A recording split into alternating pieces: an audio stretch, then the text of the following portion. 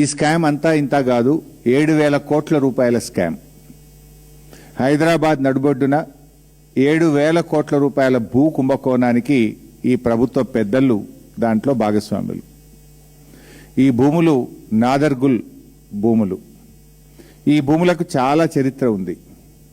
ఈ భూములను ప్రభుత్వ భూములుగా డిక్లేర్ చేయాలని ఉమ్మడి రాష్ట్రంలో చంద్రబాబు నాయుడు పోరాటం చేసినాడు. రాజశేఖర్ రెడ్డి గారు ఈ భూములను ప్రభుత్వ భూములుగా ప్రకటించారు. కేసీఆర్ గారి ప్రభుత్వం ఈ భూములను రక్షించింది.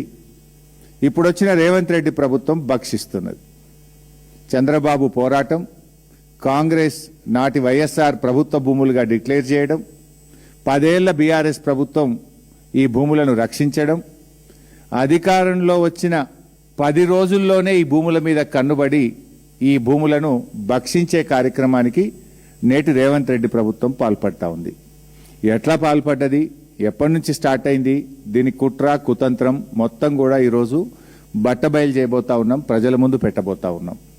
ఈ 374 ఎకరాల భూమిలో దాదాపు 600 మంది పేద రైతులు బతుకుతా ఉన్నారు.